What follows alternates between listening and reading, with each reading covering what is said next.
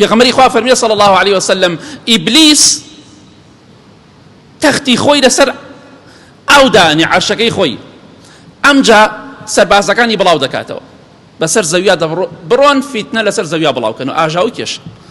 پێغەمبەری خوا صلی الله عليه وسلم دەفەرمێ یەکێک دێ دەڵێ من وام لە فڵان کەس کرد پیاوێ بکوژێ، ئەڵێ تۆ هیچ نەکردو، پیاوی کوشتۆ پیاو. یەکێتر دێڵێ وام لە فڵان کەس کرد زینا بکە، ئەڵێ تۆش هیچ نەکردووە. یەکێتر دێ دەڵێ ئەوەم کردو ئەوم کردو، ئەڵێ تۆ هیچ نەکردو.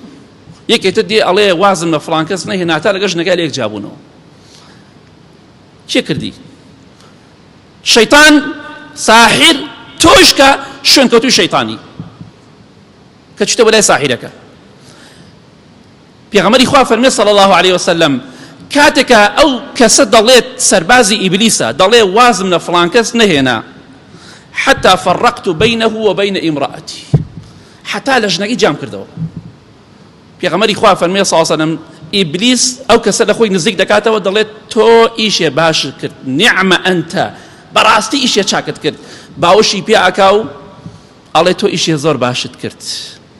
ئەی خوشکی بەڕێزم تۆ خۆشەویستی ئیبلیسی. هەروەکو چۆن ئەو سەربازەی خۆشەویستی ئیبلیسە.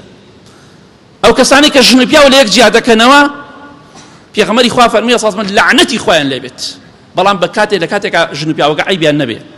بۆی ئاگاداری خۆمان بین، مەڕۆ سحر بکەی بۆی ژن و پیاوێک لێ جیا بکەیتەوە، سحری لێ ئەەکەم بۆی لە ژنەکەی جیا بێتەوە، بۆی لە پیاوەکەی جیا بێتەوە. ئەمە تاوانێکی زۆر گەورەی. ئیبلیس لە قەتڵ و لە زینا پێی خۆشترە. ئەی مجرم هەتا کەی تۆ بە ناکەی ناگەڕێتەوە بەلای خوا.